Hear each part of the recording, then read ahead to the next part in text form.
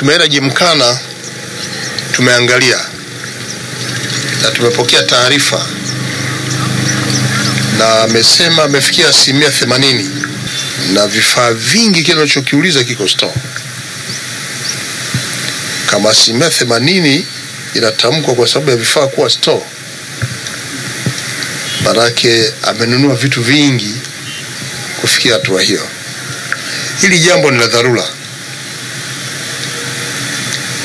Gymkhana kuna makubaliano yanafanywa kati ya Suba JKT pamoja na timu kutoka Uturuki. Ndio mheshimiwa.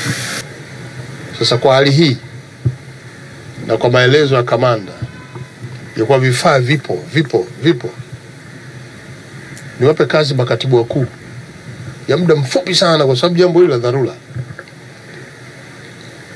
Leo, kesho, 31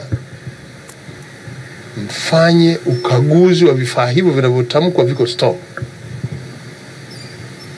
Na kwa kuwa jambo hili kiutendaji liko kwenu, mlete taarifa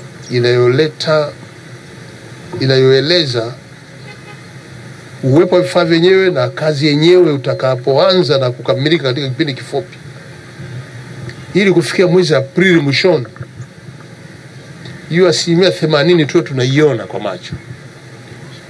Lakini taarifa hii mimi nipate tarehe 1 ya kuwepo kwa vifaa hivyo vivyo store. Yaani kesho kutwa tu hapa saa 4 asubuhi mimi nipate taarifa. Kwa hiyo katibu mkuu Wizara ya Fedha, katibu mkuu Wizara ya Michezo, Utamaduni, Wizara ya Fedha, na katibu mkuu wa TFF